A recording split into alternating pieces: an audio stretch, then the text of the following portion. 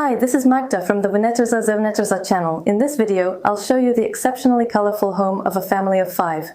When I asked Kaya, the owner, what she likes most about her home, she answered, "The people who live here. Isn't that beautiful?"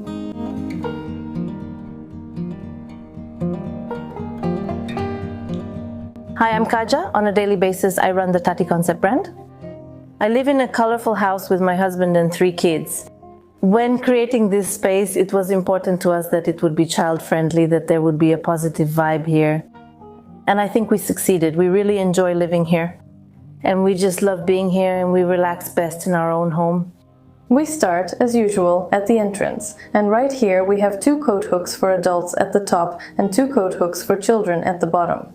Next to them, there's also a basket with various hats and scarves, so the kids can easily reach them. Above, there are shelves with small boxes, where we keep a lot of smaller items that we also need to have handy by the entrance. And if they were just lying around, obviously they wouldn't fit on the shelf because they'd fall off, so the boxes definitely help with organization.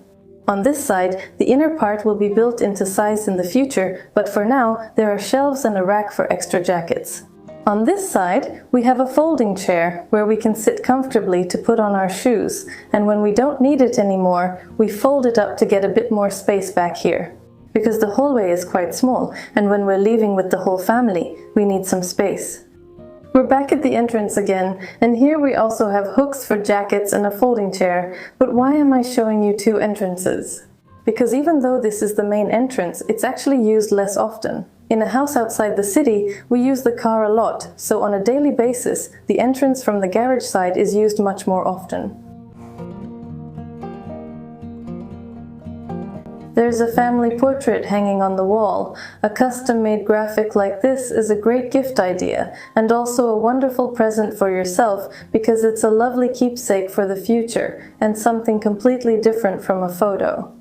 Down here we have a colorful piece of furniture, which consists of 3 separate modules that were originally in slightly different colors. The gray one is just as it was from the beginning, but the upper cabinets used to be in those obvious shades of orange and yellow. But now they've been repainted to better match the whole house, which I'll show you in a moment. But first, let's take a look at the office and the bathroom. In the office, of course, there's a place to work, and right away the unusual chair catches your eye. It doesn't have a high backrest or armrests, which we're often used to, but instead it has a knee rest, like a kneeling chair, which allows you to relax. A slightly different posture while working, a very interesting alternative, and what shouldn't really be just an alternative but more of a standard, is the ability to adjust the height of the monitor. When the screen is at our eye level, we look straight ahead and sit up straight, but when we spend the whole day at a laptop, the screen is low, we look down, and we're hunched over. This can simply lead to neck and shoulder pain, so it's not really recommended. Working like this is fine for a while, but after a whole day, not so much. That's why, when planning your workspace, make sure to consider the height of your screen. From a visual standpoint, I absolutely have to draw your attention to the colorful alcoves, both the window one and the one by the door. I really like this solution, and I think I once showed it to you in a game about renovating houses and gardens, where I made colorful alcoves. But a game is not reality. Here we have them in real life, and they really look great. It's a small touch of color, but it gives the interior a lot of character. A sofa for the room for work is a good choice because not only can we lie down during a break, but also when guests come over, instead of an office, we have a guest room. On this side above the sofa, there are Catholic posters from 2 different stores, and here is also a blanket from Tati Concept, which is a store run, among others, by Kaja. And I'll tell you, 10 years ago, there were almost no stores with such modern devotional items, with new designs. Everything was very traditional. And now there are more and more of these small brands appearing, and it's really nice because the things they offer are often very carefully made, and you can see that someone put a lot of heart into them. It's nice to have a big selection. The bathroom on the ground floor is next to the hallway, and these rooms are kind of offset from each other. The shower is inside and kind of extends a bit into the hallway. Meanwhile, the hallway alcove for the wardrobe is located right here, behind this wall. There's a window by the sink, so there isn't a full wall here where you could hang a regular large mirror. That's why it was solved in a very clever way. There's a mirror on an arm. See, it's actually a small mirror, often found with magnification on one side, and here a larger mirror has been attached to it. We can adjust it however we need, and it's slightly tilted downward, so it can hang high, but shorter people can also see themselves in it. Children too, and because the mirror is high up, it doesn't get splashed when washing hands. Also, take a look at the floor, which has two colors in the bathroom, both gray and yellow, and these colors will be repeated throughout the house. The gray floor is micro cement, and the colored part is resin. A very distinctive feature of this house is the yellow stairs. Let me know in the comments if you've ever seen such a colorful finish before. I once showed you blue ones, but the staircase in that house was rather dark, so the color wasn't as noticeable. And up here we have a large window, so this yellow energetic color looks really fantastic in all this sunlight. I love colors, and there is definitely no shortage of them in this house.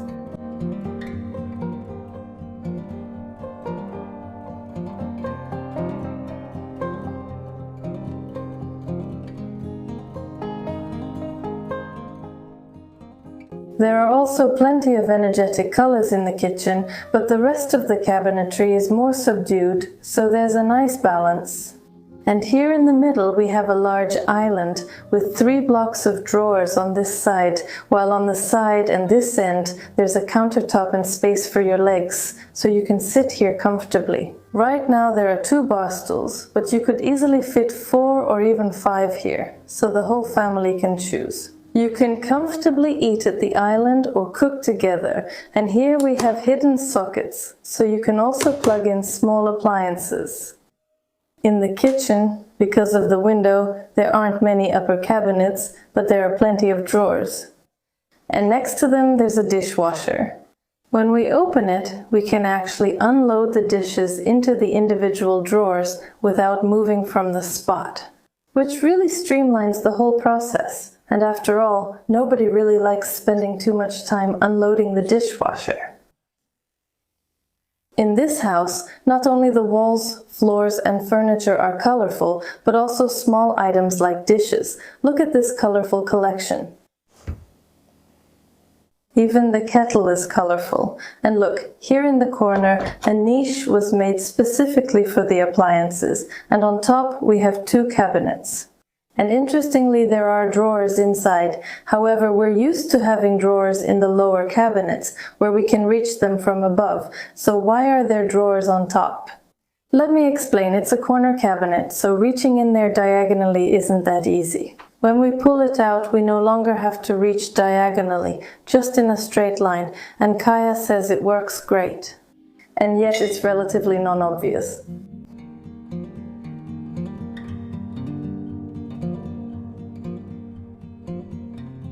In the dining area, of course, there's a table with pastel chairs around it. Above, we have a beautiful yarn lampshade. And I already showed you a similar lamp in the pink apartment full of candy-like decorations. Back then, I didn't know who the creator was. There's no tag here. Luckily, because honestly, I don't like overly branded items. But someone identified themselves on Instagram, so now I can also leave you the contact information for the creator. And of course, this kind of yarn motif is quite popular, so you can try making it yourself. But let's be honest, nowadays very few people have the time, desire, or energy to do everything themselves. And that's when it's worth reaching out to someone who specializes in this. That way we have a guarantee of good quality. This cabinet was designed in such a way that children can see what attractions are inside, but they can't reach them on their own. Why? Because there are things here like kinetic sand or paints which are just very messy. That's why it's better when we have control over when the children play with these things, and we can make sure that the fun is limited to one place, so we don't end up with sand all over the house. In the lounge area, there's a big pink sectional sofa, and above it, there's a projector. That's why the built-in furniture was designed in such a way as to incorporate a retractable screen. There will be an additional cover up there, so the screen will be completely elegantly concealed. And here we have cabinets of different depths. The lower ones are deeper, the upper ones are shallower because of the screen, but what I mean is that this cabinet doesn't go as deep as you can see here by the shelves. That's because there's a chimney here. So, in order not to have a curved wall, the built-in was designed this way. Interestingly, the interior of this house was designed by Maya Smichura, whom you might recognize from another one of our videos. It's a complete coincidence. I found out about it today, on the day of the recording.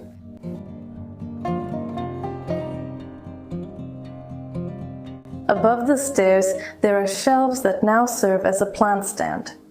There are plants here that are visible from every side, and at the same time they're out of reach for children. There are plants. Upstairs there are 2 family bedrooms. That's just how it is with small children. They often want to sleep with their parents, so instead of fighting it, we can simply accept it and prepare enough space so that everyone can actually get a good night's sleep. Some smaller furniture pieces feature familiar designs with matte, textured finishes. However, here they have been painted over, so we have another source of color in the house.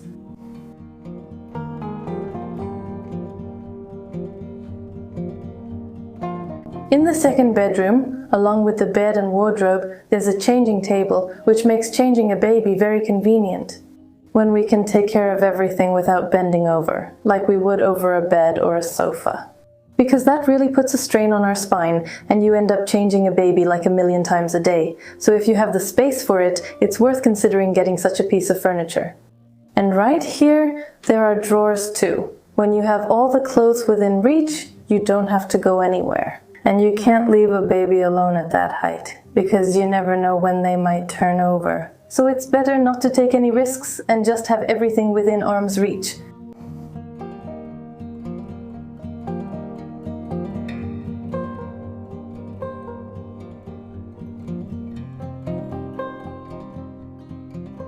The children's room now basically serves as a playroom, since there are no places to sleep here, but there is a lot of space to play.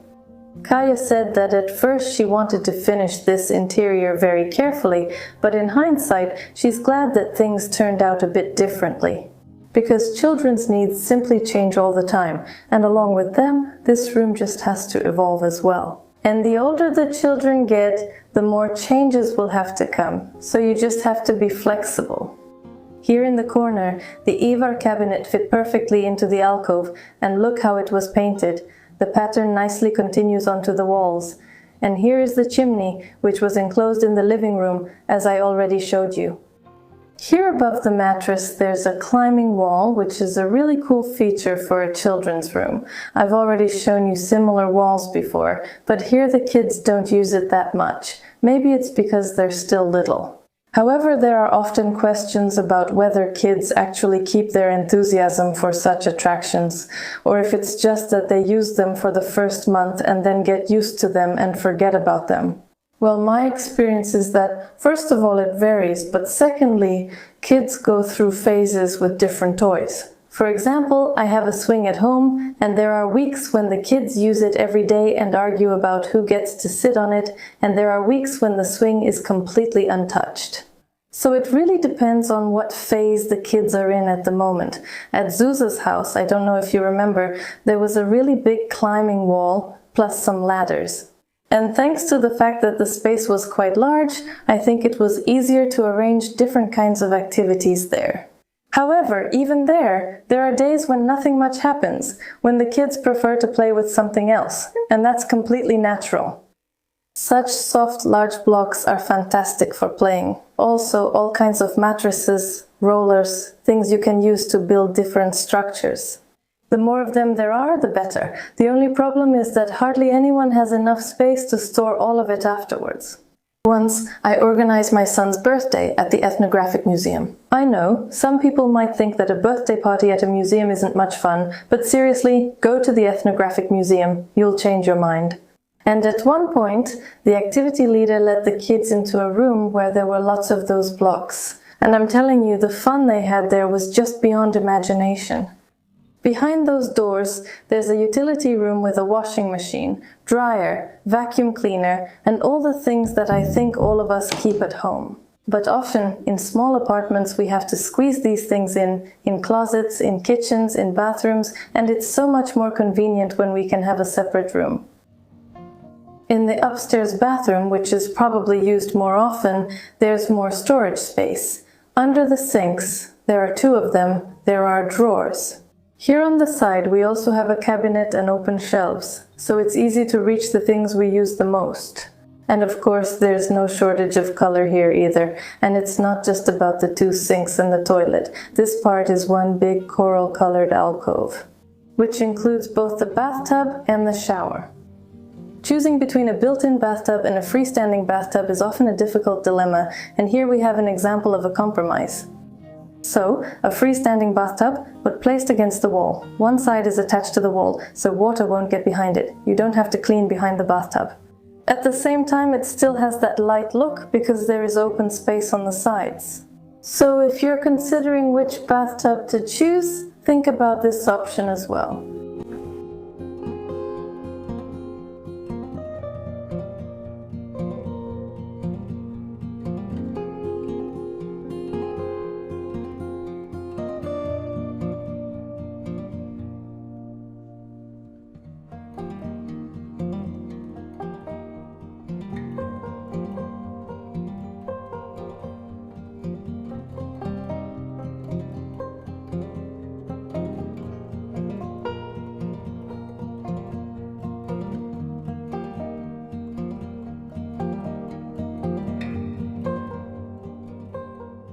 That's all for this video. I'm looking forward to your comments and likes, and I encourage you to subscribe to the channel.